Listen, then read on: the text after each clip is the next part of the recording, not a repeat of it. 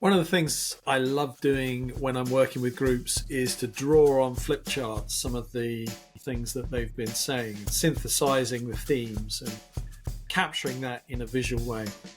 And I've always enjoyed doing that. But over the last several years, that has taken a more artistic flair. I'm still no expert, but the person I'm meeting today on the podcast was my inspiration to up my game. A guy called Stephen Cornez, and he drew a map of the day, an agenda flip chart once, which was just really cool. Simple shapes that were brought to life, and he used these pastel colors, and he was my inspiration for that.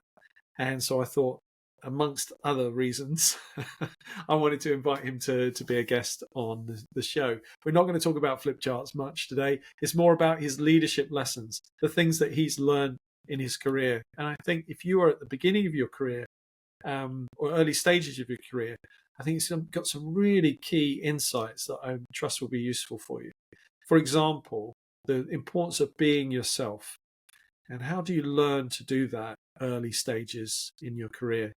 And he's got some really great insights. He also tells some stories around how his pathway in his career has changed by him doing that, leaving companies, taking different paths as a consequence of being more in tune with his skill set and his values. I found it a really fascinating conversation, and I'm sure you will do too. And if you do, please pass it on. The way we get this good messaging out is by you sharing with people you know who you think would benefit from it. So please pass it on and take a listen to Stephen talking about his 3 leadership lessons he wished he'd learned earlier. Thanks so much. So welcome, Stephen, to the After Dinner Leadership Podcast. It's great to have you with us today. Thank you for having me. And you've heard me thank you before, but I am very grateful. You are the person that inspired me to buy my first set of soft pastels for flip chart work. And that's gone back a few years now. I still continue to use them, and to great effect. So thank you. That was your gift amongst many things to me when we were I gave you soft pastels. Yeah.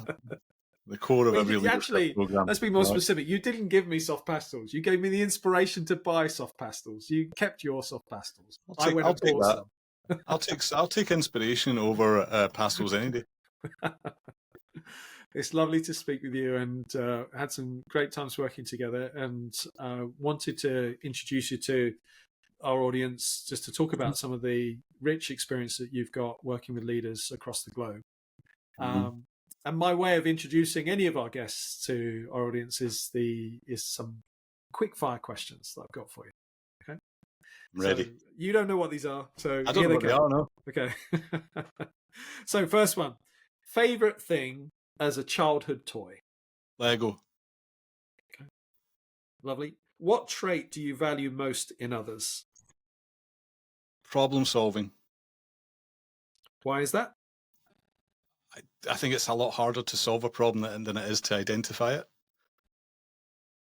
Nice. What's your favorite coaching question? What else? If you could instantly become an expert in one skill, what would it be? Motivational theory. What's your favorite way to unwind and relax? Snowboarding. If you had a life motto, what would it be? Very good. Don't do it again. Okay, we'll stop on that one. Explain that. Very good. Don't do it again. Yeah, I was talking about this recently. It came up on a conference I was at with Global Pharma, and they asked me to do a talk around, we know we're being successful and we're very good at what we're doing. And so I reflected and I shared a story with them of when I was at drama school. And I had a drama teacher at the time, and we used to do what is called a black box exercise. So we'd be in a small black studio. The rest of the class would sit and watch. Yeah. And then 2 people would go up and do a scene, right? And so you would do the scene. It would take 4 or 5 minutes to do the scene. And then what you do is you turn round to the director, and you're looking for what we call notes, right? And then the director gives you notes. He'll say, stand differently, think differently, physical's not right, relationship, space, dynamic, engagement with the audience, storytelling, language. And I had this particular drama teacher who never said anything. He never gave you notes. The only thing he ever said was, "Very good, don't do it again." And then you had to do the scene again. Right. And I'll never forget. I could feel the tension and the angst and the anger and the Glasgow coming out of me. Right, looking, just tell me. I need data. I need input. Yes. So I know what I can do to improve. And you would do the scene again, and he would say, "Very good, don't do it again. Go." And then you had to do it again. And it was a real life-changing moment for me, because what I realized was he was teaching us the fact that there's an infinite number of ways to do things. We might not be clear, or we're always kind of clear on the why when someone explains it to us. In that situation, we're telling the story to the audience. We're clear on what the story is because we've learned our lines, right? And we understand the plot and the narrative arc of the story, right? But the how, there's a myriad of different ways of doing that. And it always stuck with me as saying, okay, very good. Let's not do it that way again. How many times would that go through? How many cycles would he put that through? I'd say you could go through at least 5 or 6, and then you'd be watching the next week, and it would be other people going through it, and obviously watching other people as well. There was very good, don't do it again, and watching their variations, and you started to build and learn on the concept of there's a variety, an infinite variety of different ways of doing things. Yeah. What a great phrase! I love that. That's going to be one that sticks in my my mental library. Thank you. That's brilliant. No worries, no. And this may piggyback on some other things you're going to share now, but a staple for our after dinner leadership conversations. What 3 leadership lessons do you wish you had learned earlier? Yeah, thank you for giving me a heads up on this one, because I did have to think about it to get it down to 3, because leadership feels like such a complex and dynamic and ever-changing world. I think the first one is be yourself. I remember it took me a long time to learn and be comfortable being myself. I think the second one is say yes to everything. I remember going through a period in my life where I spent a lot of time saying no, and I didn't develop, I didn't move forward, etc. And then I think the third one is it's quite values based. It's thinking about how do you understand your own values, and use them as a sense check mechanism to ensure that you're doing what's right for you and for others. Okay. Let me play those back to you. So the first one, be yourself. Second, say yes to everything. The third, use your values as a sense check that you're adding value to yourself and to others. Well, depending, whatever your values are, using those values and asking yourself, are you doing these things or not? Because if you're not, go and do something else. Yeah. If you're fighting against them, you'll never be successful. Yeah. Right. So it feels like it's a nice loop back to the first one in some ways. There's a nice link in there to the be yourself piece.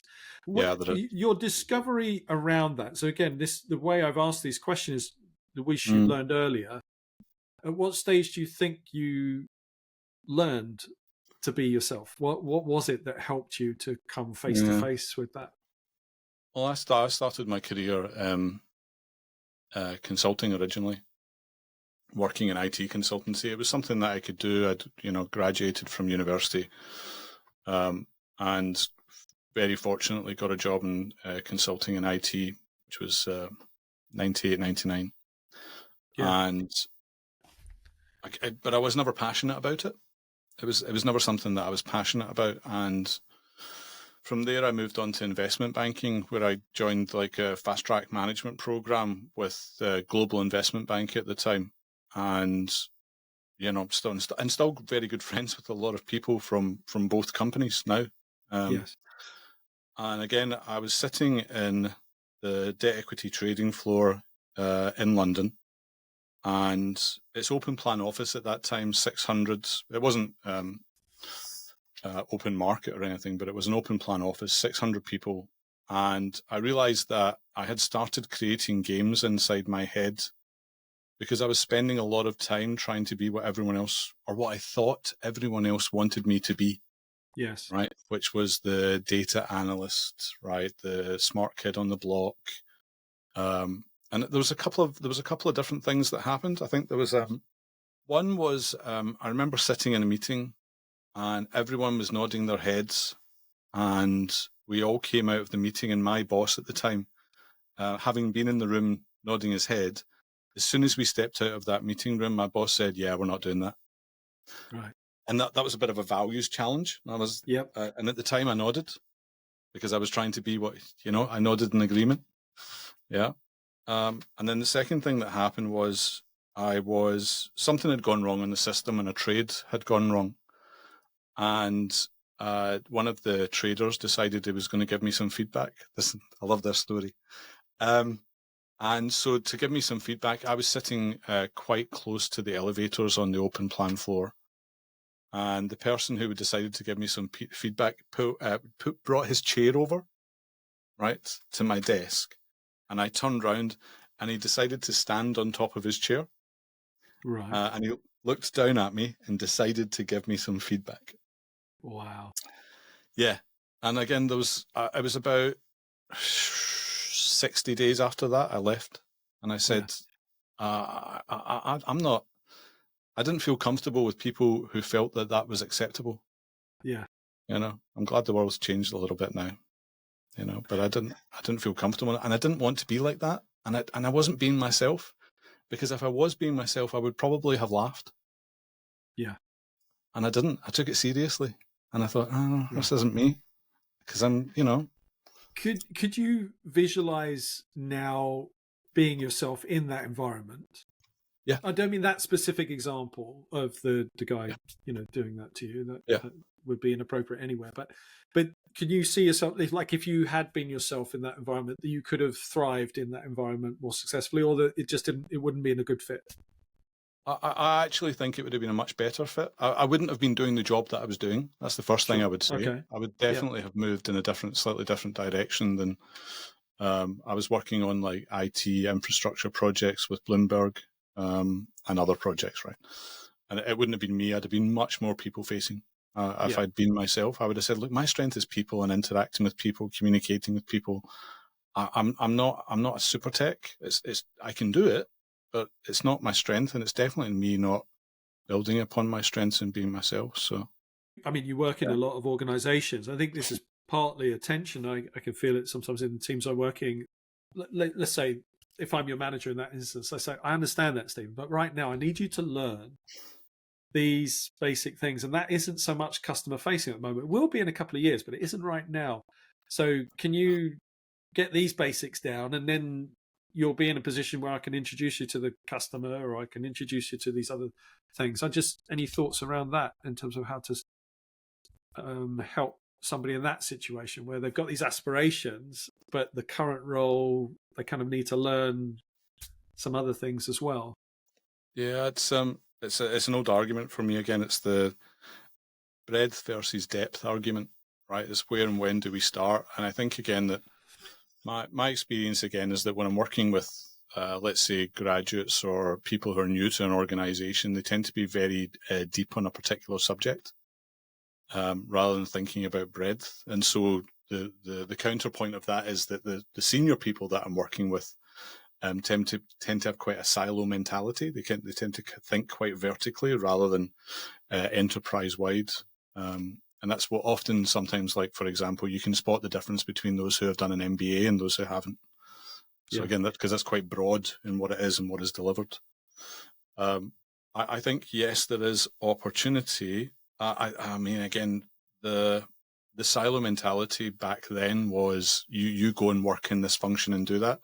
I think, again, for graduates moving into new organizations, it's slightly different, because you get that 9 months there, 9 months there, 9 months there, and you get a bit more breadth, etc. But there was no opportunity when I was doing things like that. This is what you did, and your only way of doing anything else was to get promoted, doing this thing.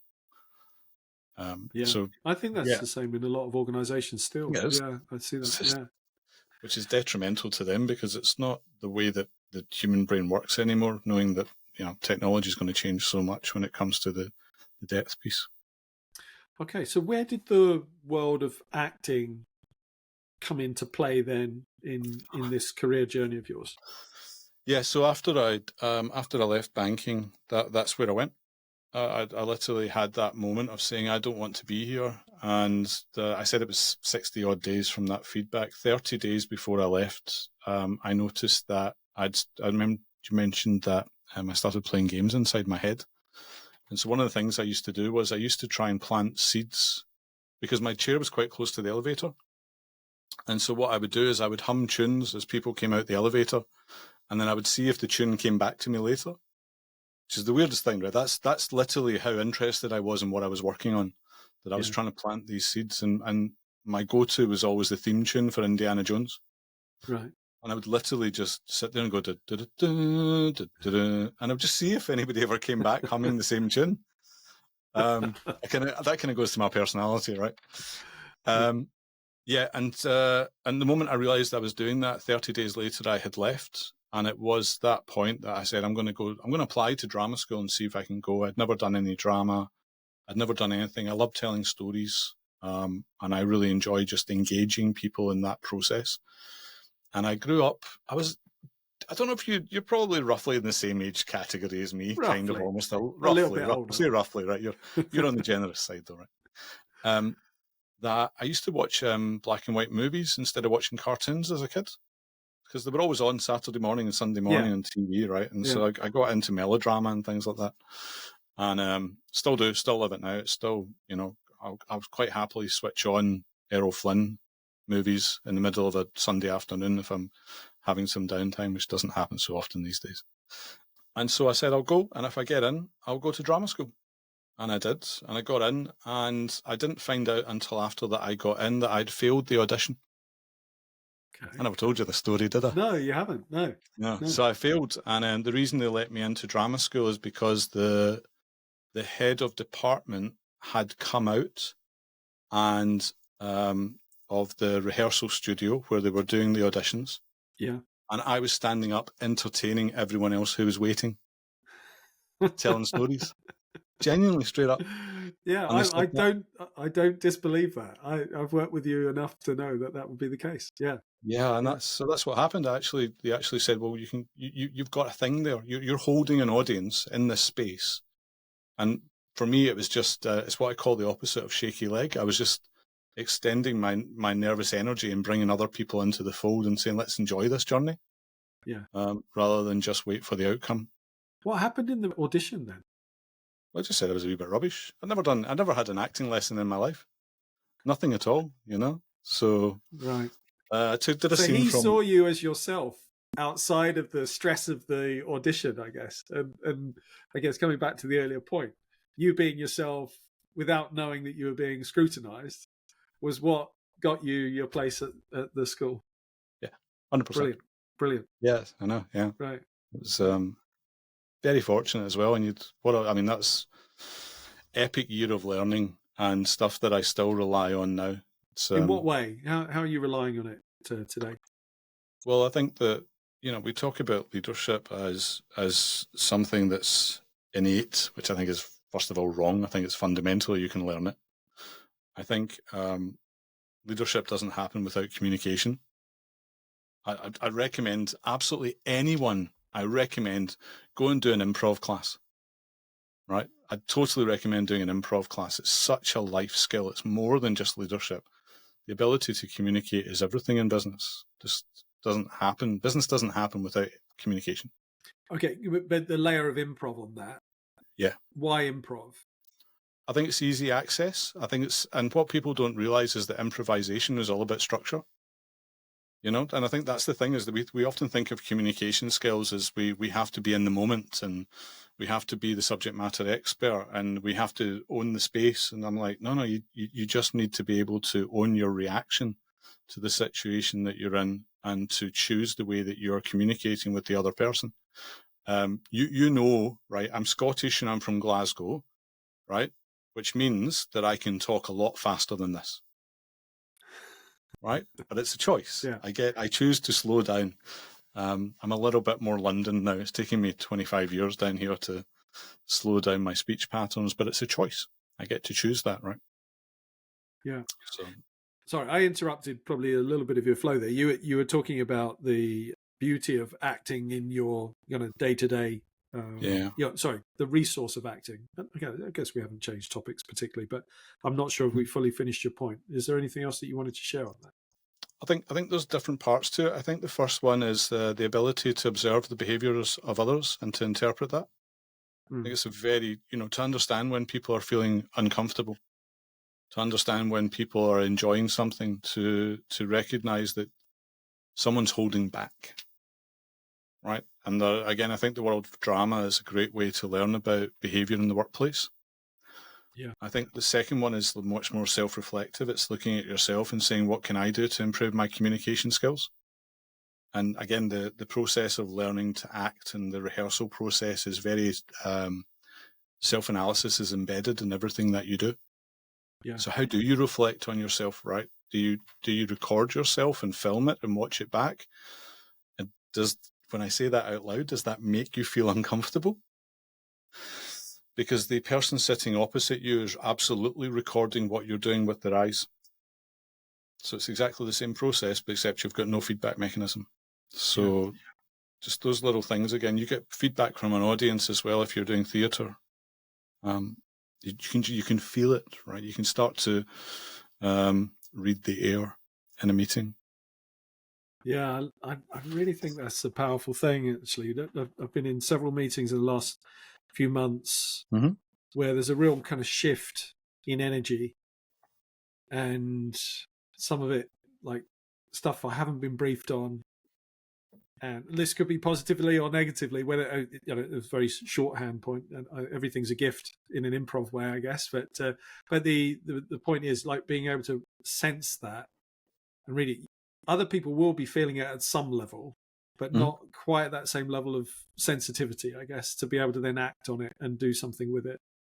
One of them was a really cool experience where I could tell one of the subgroups that were doing an assignment that they'd switched off from the task. You could just, I couldn't hear what they were saying, but just by seeing across the room, I knew they weren't doing what they were asked to do. It was like a brainstorming activity. Yeah. I went over there and the guy said, "I'm bored." Bored. I'm bored. Yeah. And immediately, like, there's I kind of feel, I take a bit of a personal offense of that. That split second, the natural person in me is like, I'm bored. But actually, what he's saying is, I don't think this is going to do anything. Like, we've gone through this before. We've talked about this. There's no action. That was what he was really saying. But as I explored it, but their initial thing was, I'm bored. And it was interesting if I'd reacted to that, say, well, you shouldn't be bored, you should be engaged, or how dare you say you're bored, or versions of that. It could have gone really pear-shaped. But actually, it was just more, okay, talk to me. What are you bored about? What would be useful? What's happening? What's going on? And then I brought that into the whole room, and there was an uncomfortable 5-7 minutes of us talking about how are we going to make sure we do something about what we're talking about today, rather than go through a kind of a fake exercise where we think we're coming up with ideas and we don't do anything about it. What that ended up being was a wonderful inflection point in the meeting for us actually saying, look, we're going to do something about this. We're not going to end up 6 months later having not done anything. And it was a really good experience of just picking up that signal from the group. Feel the vibe. Yeah. It happened to me recently. It was about 2 months ago in a senior meeting, and we were going through an exercise called speed bumps and roadblocks. And we were talking about all the things that could get in the way of the success of this project. And when I say senior, this was a senior team. Yeah. Right. I put board members in the room. Yeah. Yeah. And we kind of got to the end of the exercise, and they'd done a whole bunch of work on flip charts and written it up and stuff. And it was really interesting because at the end, everyone nodded and they all left and walked away. And I said to the person I was working with, I said, that's really interesting. No one's taken a record of what they've done. And one of the participants overheard me. They said, yeah, we've done this before. And I said, well, that's really interesting. Yeah. So why are we not talking about we've done this before instead of doing it again? Yeah. Yeah. And that little moment, again, I'm saying, actually, where was the value add here? But again, for me, that observation of the fact that no one took a record of the output it's just part of the eyes moving around the room and saying, okay, so what is actually happening here? Yes. And then asking the question. So what is happening here was really interesting for the two participants that randomly I bumped into outside. Yeah. And I said, nobody took a record. And they said, yeah, we've done this before. That hadn't had so there was a whole discussion around psychological safety and thinking about what the leader's bringing into that space, that no one held up a mirror and said, we've done this before. Yeah. Before we talk about your second point, there seems enough correlation with the first around being yourself, but this employing your values as a sense check. Again, I'd love to hear the next level down of that. Why is that one of your key lessons that you wish you'd learned earlier? I think there's little things like, again, being yourself allows you to check in with your gut, allows you to check in with yourself and saying, how are you feeling? Whereas the desire, the thought, the thinking that giving people what I thought they wanted wasn't allowing me to check in with myself. How am I feeling?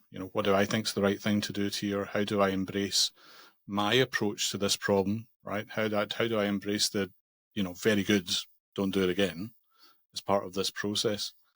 And I went through an exercise. There's an exercise called a leadership credo, which is just about asking yourself a selection of questions to identify who are you and what type of person are you? What are your strengths as a leader? How do you want to be seen and observed? And then I took that and I kind of distilled it.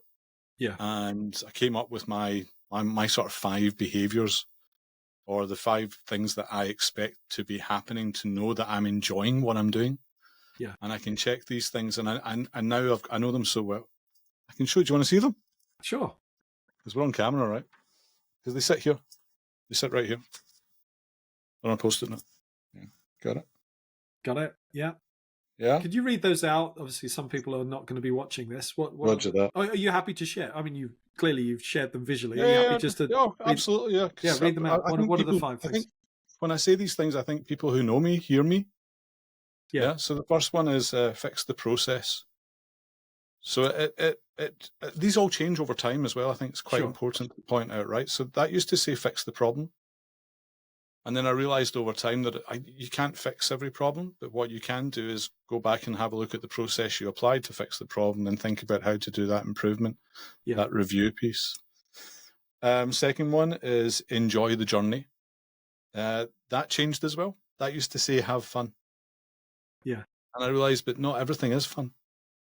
Yeah. I said, so enjoy the journey, right? So again, I think to me that's a little bit of standing outside the audition room, right, and saying, I'm going to enjoy this moment, even if I don't get into drama school. Yeah. Sure. The middle one says be yourself. Yeah. I mentioned the most important one. Yeah. The fourth one is give to others. I used to think of subject matter expertise as something that I should hold on tightly to. And again, I think probably past 7 or 8 years, I really just give it away. Yeah. Right. It's a great, it's something that you have learned, and there is something joyous in giving things to others. So I just said, well, just give it. Anybody asks me a question about anything, I'll give you the answer, the book that you want to reference, the history behind why it happened. If I know these things, I'm quite happy to share and make recommendations. And then the last one is continuously learn. I'm not shy of a book, and I'm definitely not shy of listening to a podcast. I'm quite good at actually setting myself targets in the sense that I'll decide that I want to learn something. So instead of going and learning it, I'll sign up for a master's degree. Right. Just like the extreme version of continuously learn. So and brilliant. I just check in with those things all the time. Yeah. And I can tell you, I can actually show you, because there's a second post-it note that sits beside that one. And it's just a question. And that question is, are you doing these? That's all it says. Good. Are you doing these? And what's your answer today? Today, definitely, yeah. I think I'm probably going to do a bit of learning today. That feels like it. I was reading earlier, which was nice. Mm-hmm. I'm happy to share all these stories with you, so there's a bit of give to others. I'm definitely being myself, because I know I can be myself with you, right? This is just the way I am. Yeah. I haven't seen any processes to fix yet, Simon. So so I hope you're feeling the pressure. Yeah, great. I love that, and again, this whole point of recognizing these things later in life. I think this process of identifying these things, and not that they are fixed for the next 70 years, but going through that exercise. I was 18 when I went through my first exercise of identifying values, because the Yeah. mentor I had helped me go through an exercise, and they're not all the same as they were when I was 18, but it was Uh-huh. hugely powerful for me to have a sense of self and what that was at that age. It was massive. I didn't Yeah. realize it. I didn't realize the value of it as much as I do looking back, and the value of that mentor in helping me to go through that exercise was super useful. But then Yeah. revisiting that and checking in, I've been doing that a lot this year. Actually, I recognise there's a little bit Yeah. kind of a disconnect, and something's not quite aligned, and that's been useful. I've just come back off holiday, so I'm feeling quite reflective about that. But again, but That's you good. know it, right? Yeah, It's interesting because you just said that you said a feeling as though something's not quite aligned, yeah, right? So it wasn't thinking something; it was feeling. And do you yeah, see that idea of the values that supports you to check in with your gut? yeah, You know? yeah. Really interesting. Okay, now I could go on forever here. You I know, right? mentioned I'm gonna come away from the second point. In our pre-conversation, you talked about this idea of coach alting. Yeah. And I'd love you just to talk to that for a minute. It may not sound like a real word. So could you deconstruct what it is and explain the value of it? Yeah. So as I mentioned, I started my career in consulting. So it was very much paying someone to turn up to either identify and then solve a problem, or actually just to solve the problem. Yeah, Which again is, fixing the process, fix the problem. It's one of my values. So I enjoyed working in that. I think it's a very different thing when you move into the concept of leadership consulting. Um, and I know you've worked in this space for a long time as well, that it's not always clear what the problem is. And one of the things that you learn over time is that sometimes you can't even tell them what the problem is because they are the problem. Which is interesting in itself. And I think that's yeah, part of the moment where you can move into the concept of coaching. I've been an executive coach, member of the ICF now for 2014, 2015, 9 years. I've got 20, I think I've got 20 or 21 coachees at the moment, yeah, mostly in large scale multi-matrix organizations.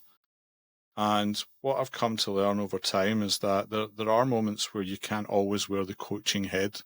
You can't just, hat, let's use the word hat instead, put the coaching hat on. And sometimes, because some people don't know, and they love the moment where you're sharing a story of what another company is doing, because it gives them a framework, an understanding, it allows them to benchmark and beg, borrow, and steal through the coaching process. So for me, there's a concept of thinking about coach alting, which is how do you do and how do you manage both consulting, because people don't know, and yeah, you do, you've been through it before, and the concept of coaching, which is very much more ask and supportive thinking of the other party. yeah, I'm working with 4 leadership teams at the moment on their team effectiveness. And so there are specific moments. And what I like to do is just say, look, I'm going to change hats just now. I'm going to put on my consulting hat and I'm going to explain to you some processes, etc., that are happening elsewhere that may be of use to you. yeah, Or I may share with you a business framework model. And if anybody ever does anything, I think just learning about business models, they're so incredibly useful and they make your life so much easier if you employ them on a regular basis. But people don't always know them because the majority of people in business don't come from a business background, yes, right? Which I think is fascinating. They might come from accounting, they might come from marketing, they might come from human resources, they may come from, and it keeps going on. But very, very few people in business come from business backgrounds. So just being able to share those things with them, I think, is very valuable. Yeah, I think that's fascinating. Actually, again, remaining curious ourselves. There's things like the concept of time management. I might be speaking to a senior leader or someone that's just been promoted to a new management position, and we're talking about their time management systems are now not working for them anymore because they've got different inputs, different outputs, or as effectively, and just some of the models associated with that. So the classic important and urgent framework. Everyone must know that model. That like is the assumption I make, and then I learn again and again. Wow, I don't say this out loud, but it's like, wow, you've never come across this. Like it's a new concept, and it's like, oh, it's such a lovely thing. That giving to others. When you share a framework like that, I know it's not the answer to everything, time management, but as a first pass, when people kind of get the difference between importance and urgency, and their eyes light up, and also the challenge associated with distinguishing between those things, it's fascinating. But to think that someone hadn't ever come across that in any of their studies or reading, it's like, wow, that's amazing. And there's lots more out there as well, that can just expand your thinking. It's amazing. Yeah. I love it. I love it when you share the model and someone goes, and they have that little aha moment. Yeah. And yet we could create all these aha moments in our own lives. So there's a framework that I've been using a lot recently, which is called See, Think, Act, Review, right? So that's a variation on a STAR model. Yeah. See, think, act, review. And what I'm seeing in business at the moment is everyone is absolutely seeing and everyone is absolutely acting. And they're doing it really, really fast. And there is no time to think. And there is no time to review. So that concept of fix the process is not happening. And almost, 80% of the organizations I work with, the first word and the biggest word and the word that is in capital letters is the word firefight. Yeah. Because we're so busy seeing and acting, there is no strategy. No one's done any thinking or reviewing. No one is fixing the process or reflecting upon it. And we definitely don't have time to learn a new model that will make our lives easier. That's crazy talk. Yeah. I've got to do what I'm told. It's going to slow me down. Yeah, so I can't fix that problem that hasn't happened yet, that will happen in the very near future. That's crazy talk. Yeah. So I love that moment of saying, okay, let's slow down and have a think, right? So and that's the moment of putting on your coaching hat and saying, okay, what do you need to do to make your life easier? Where is your time being spent? Going to your urgency framework, thinking about your prioritization. And it's always the same answer as well. I do 22 hours a week in meetings. Okay, so what are you going to do to get out of those meetings? Let's take the time and think about that, because if you can add 2 hours back to your own day, that's 2 additional hours of productivity for you and everyone else who was in that meeting. Yeah. It's a multiplier. It just doesn't happen often enough. Yeah. Stephen, our time has come to draw to a close. Thank you for saying yes to this podcast. Thank you for having me. I'm grateful for what we've learned. I tell you, one of the really interesting phrases that I'm going to take with you is the mantra from the quickfire questions. Very good. Do it again. Oh, no, don't do it again. Don't do it Get it right. I'm not going to. I got it right. There we go. All right. Not very good. Okay. Very good. See, there you go. There's some hard wiring I've got to change. Very good. Don't do it again. I love that. It's a beautiful framework for anyone who's new to job or for anyone who's been in the job for a while. Saying your responsibility, you're the CEO of your own career. So it's your responsibility to go and find a different way of doing it, so you're constantly developing yourself. Yeah. Love it. Thank you. What's the takeaway for you from this conversation? It probably reinvigorated the concept of values, I think. Maybe the concept of values sitting at a far earlier age. I like I said, I wish I'd come across this concept much, much earlier in life. I would have saved myself many a journey in my career path of just reflecting on my values, and that I would never have ended up in banking if I'd checked in on those values earlier in life. I just wouldn't have ended up there. I just thought that's what people did. So thank you for sharing the fact that you did it earlier. That's a conversation for another. Well, that's a conversation for another day, Stephen, because I do wonder whether that's true. Why? Not about you, but just it's interesting. The values could still have ended up with you being in banking, but maybe enjoying it in a slightly different way or doing a slightly different role. So that's my point. Is not to say you're not telling the truth, but just more those values could still end up being in the same type of organization, but maybe doing something different or staying there or leaving quicker, whatever. Well, I think investment banking. No, I think like moving into like wealth management or something. Yeah, right. Yeah, much more so. Yeah. Anyway, Stephen, always a pleasure to speak with you, and thank you for sharing. I know the things that you've shared will be of great use to our listeners. So thank you. Cool. Appreciate it. Thank you very much. Have a beautiful day. Continue success. I will indeed. And you. Look forward to the next conversation. Ciao. Thank you. Ciao. Our after dinner leadership conversation is finished. Our guest has left, and you're still here. Now, of course, you're very welcome. I'm glad that you found the conversation to be engaging. There's a few things that I'd like to ask you to do before you do leave. The first one of those is if you can stop and think about somebody who you think would enjoy this conversation, a friend, a colleague, perhaps an aspiring leader. The second thing is to stop and hit subscribe or follow.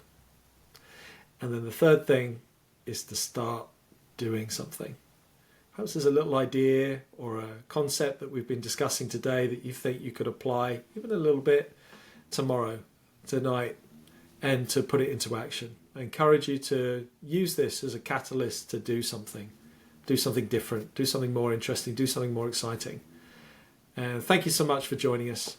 And please tune in again for another after dinner leadership conversation. You can leave now. I need to go and do the dishes.